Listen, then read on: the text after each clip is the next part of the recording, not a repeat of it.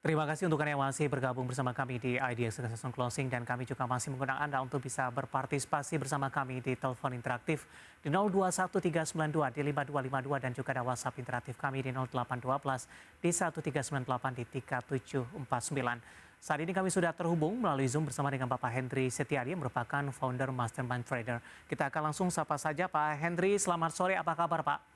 Selamat sore Pak David, baik Pak, apa kabar Pak? Kabar baik juga Pak Hendry, terima kasih sudah meluangkan waktu di Idea Channel. Hari ini indeks harga saham gabungan volatilitasnya masih cukup tinggi Pak Hendry. Kabar baiknya adalah level 7 ribuan masih mampu dipertahankan di penutupan sesi kedua di perdagangan hari ini. Dari sisi sentimen global tampaknya fokus dari para investor, sementara dari domestik hari ini rilis neraca perdagangan di Mei, kemudian juga ada reshuffle kabinet ini. Kita ke global terlebih dahulu Pak Hendry terkait dengan suku bunga The Fed ini dan kebetulan juga ada beberapa pertanyaan masuk di WhatsApp interaktif kami yang menanyakan dari sisi fundamentalnya ini. Ada Bapak Susilo di Blitar menyongsong pengumuman The Fed soal suku bunga nanti malam. Bagaimana indeks harga saham gabungan yang hari ini sudah koreksi dalam, apakah pelemahan besok akan kembali terjadi kalau memang skenarionya kenaikan suku bunga naik 50 ataupun 75 basis point, Pak Hendry? Ya Pak David, ya memang rata-rata memang semua pelaku pasar itu lagi wait and see gitu ya. Tapi kalau dilihat secara fundamental pengaruh terhadap IHSG, ini kelihatannya memang masih ranging, very uncertain gitu ya. Tapi selama penutupannya di atas support, ya yaitu 6932, ini relatif masih koreksi normal ya Pak David ya. Dan kita optimis ya, hari ini masih hari Rabu, Kamis ya. Ini by the end of this week, Jumat nih kelihatannya akan kembali menguji level resisten yang terdekatnya ya, itu di 7050 nih. Ya 50 poin aja. Level terendah hari ini di 6966 ini masih belum menyentuh ke level 6932. Ya. Ketika nanti malam dini hari The Fed mengumumkan kenaikan suku bunga acuan dengan skenario 50 atau 75 basis point. Bagaimana sikap para investor untuk perdagangan esok hari khusus dari pasar domestik? Apakah memang sudah diantisipasi terlebih dahulu atau dampaknya akan kembali signifikan Pak Hendry?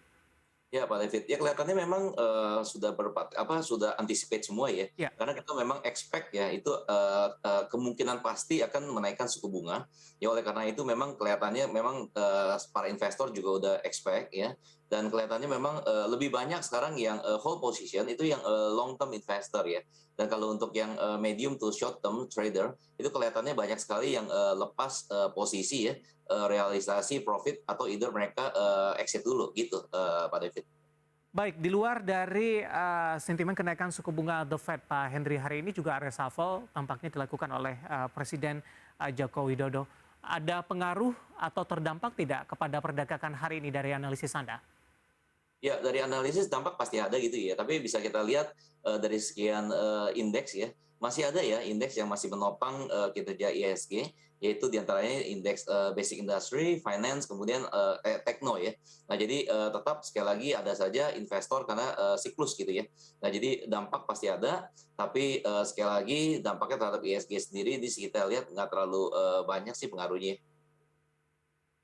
Ini hanya dianggap hal yang cukup wajar oleh para investor, mengingat juga dari beberapa kementerian yang diganti ini juga tidak terlalu bersinggungan ini terhadap sektor-sektor yang ada di Bursa Efek Indonesia. Karena ada banyak juga rumor yang berkembang di perdagangan hari ini ketika Kementerian BUMN diganti, ini baru berdampak kepada beberapa emiten BUMN yang ada di Bursa Efek Indonesia, Pak Hendry.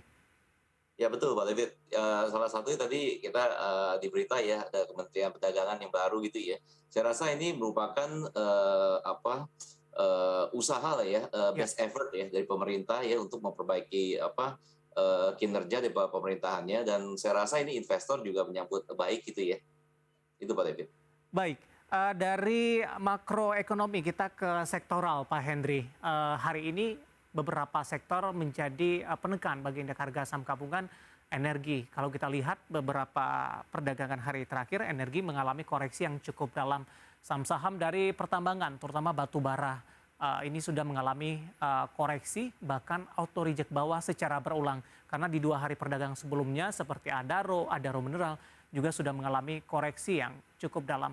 Bagaimana Anda melihat posisi dari saham-saham yang ada di sektor energi, terutama dari pertambangan batu bara yang mengalami koreksi yang cukup dalam sampai sejauh ini, Pak Henry, ditopang oleh penurunan harga dari komoditasnya sendiri?